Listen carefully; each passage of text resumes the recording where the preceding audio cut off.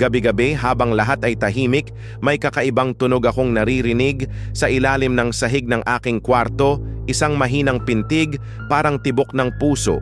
Una kong inisip na baka daga lang, pero masyadong malakas, masyadong regular ang ritmo. Lumalakas ang pintig tuwing nilalapitan ko ang gitna ng kwarto, halos sumasabay sa tibok ng sarili kong dibdib.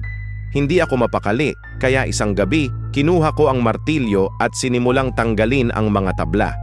Habang isa-isa kong inaalis ang mga pako, lalong bumibilis ang pintig, parang may buhay na nagigising sa ilalim. Sa ilalim ng kahoy, nakita ko ang basang lupa at isang bagay na parang balat ng tao. Nanginginig ang kamay ko nang mahukay ko ito.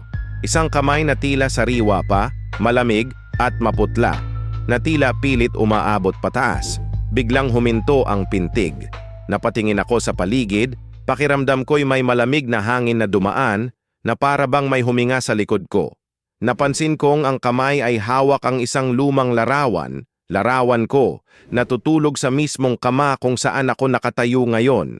Sa bawat hakbang palayo, muling bumalik ang pintig, mas malakas, mas malapit, hanggang sa maramdaman kong hindi na ako nag-iisa sa kwarto.